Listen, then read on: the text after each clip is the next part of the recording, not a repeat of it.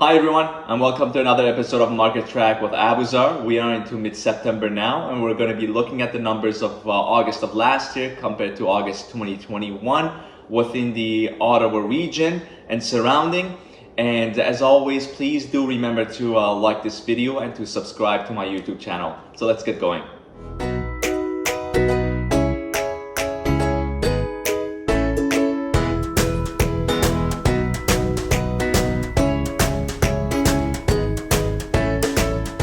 Okay, so a couple of things I wanted to mention before we get into all the numbers, just to give you a general idea of what the market is and how things are moving along with the housing market in the Ottawa region.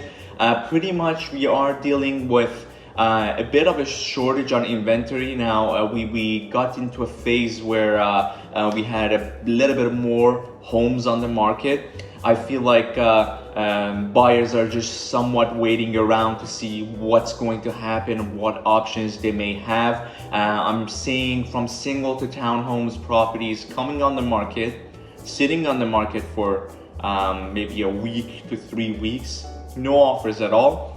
And as soon as the first offer goes in, all of a sudden, after 2 or 3 weeks, you see 3 or 4 buyers entering bidding war. And the home sells more than asking. It's just something awkward that I feel like the buyers, they want the homes. At the same time, they're a bit cautious, holding back, hoping that something's going to happen, that they can get this home for lesser value. So that's interesting. Again, and a main reason for this may be the elections coming up in the next couple of days, and a huge focus is surrounds the housing and the shortage of housing for and the affordability. All the parties are just going at it, and I think regardless of everything else, the major problem we have is the inventory of homes. And again, partial focus is, one is saying I'm going to be building you 500,000 homes, another 1 million, and so on. And this is interesting to see whether either of the parties would be able to implement this, because it takes a lot to get this going and deliver. I mean, there are distractions on the side, on foreign investment and whether they should open the market up in a sense of a transparency, showing buyers the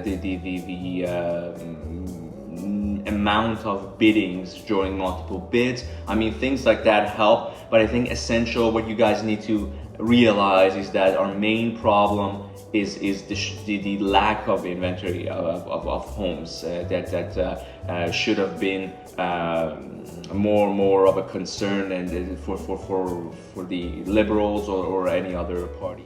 Okay, so now let's get into the numbers and then see what's been happening in August of 2020 versus 2021. What I'm going to show you is basically all property classes compared to one another, and this is basically Ottawa and surrounding.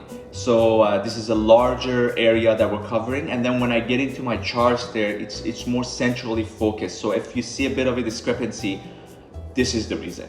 Okay, looking at the residentials, in 2021 we had 1,175 homes sold versus 1,568, and that's a drop of 25% versus the previous year.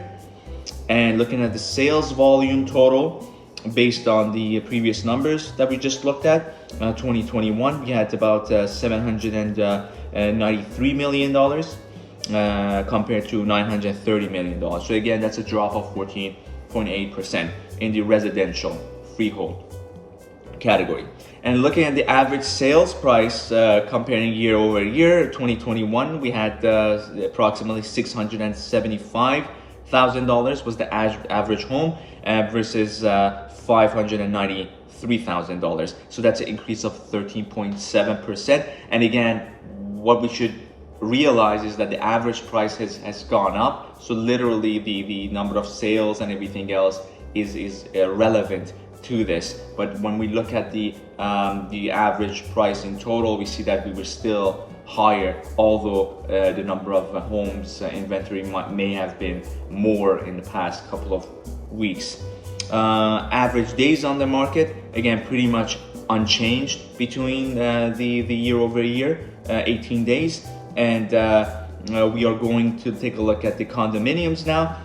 Number of sales, 397 in 2021 versus 438 in 2020. That's a drop of 9.4%. And in relation, in condo, a sales volume 161 million in 2021 versus 168 million in 2020, and that's a 4% drop.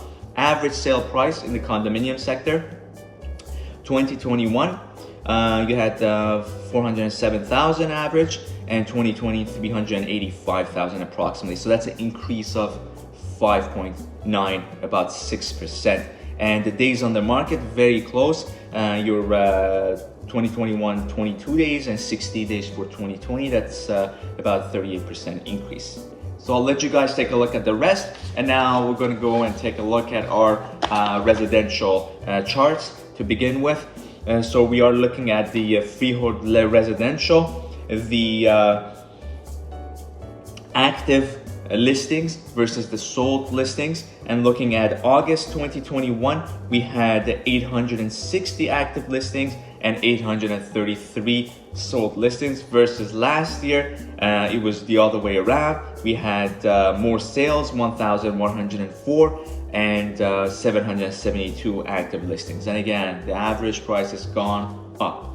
So that's that. Looking at the residential freehold, and this is basically the sold price to original price ratio, and we're at 100%, so pretty much still a seller's market, but it's not what it was in March, 115%. I have a gut feeling this is gonna change a bit in the next month or two. After the elections, everybody calms down, kids are back to school, everybody's starting back to work. Just expect another increase in pricing overall. Again, we might not see the significant increase in pricing that we've been seeing, drastic, but it's my gut feel that it will continue to increase. And by the time any of these parties will come around to doing anything, I don't even know if they can implement most of the stuff they're saying. So it'll be interesting to see. So that's that. Versus last year, August, you were looking at 106% versus the 100% of 2021. Looking at the days on the market, August 2021, 16 days, 2020, 13 days, average days on the market that a residential freehold sells for. Looking at the condominiums, for 2021 active listings versus sold listings, we had 524 active listings and approximately 369 units sold versus last year 484 active listings and 427 sold units. So the condo market is more balanced, I feel, and it's continuing that way. And looking at the condominium list versus sold ratio, you're slightly less now, 99.7, so very close to asking still compared to 101.6%. And again, it's becoming normalized as well, right? This seasonal thing is coming back, and this is another reason that we are seeing this sort of so it's good to see this sort of a movement, because it's very similar to what has happened the previous year. So it's following a pattern basically.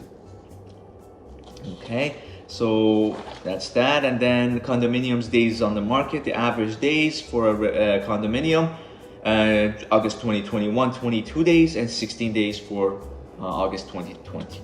So that's basically still normal. I don't see any sort of a reason for concern. Rentals now. We are looking at more inventory now. The gap between the rented units and active units were relatively close in the past couple of months, but now we were seeing a bit more inventory in the market. Again, this is very general. We're looking at apartments, townhouses, single homes, so it's very general. If you have any questions, if you want to know specific numbers, specific area, specific type of home, don't be shy, reach out to me. I'll be more than glad to provide those numbers to you. Looking at August 2021, we had 590 active units versus 463 rented units, whereas last year both were lesser than this, and we had 423 active units and 336 rented units. And looking at the days a rental unit usually sits on the market, looking at August 2021, 22 days, and about 21 days for August 2020. So nothing much has changed, and it will be very interesting to see the outcome of the elections, whichever party takes over, whether it will be a minority government or not remains to be seen. But again, some of these things that they're promising, it may take some time, quite some time to implement. So stay tuned. I'll keep you guys posted. And as always, feel free to reach out to me by a text, email, a phone call away. I'd love to talk to you guys, and we'll see you in the next episode. Take it easy.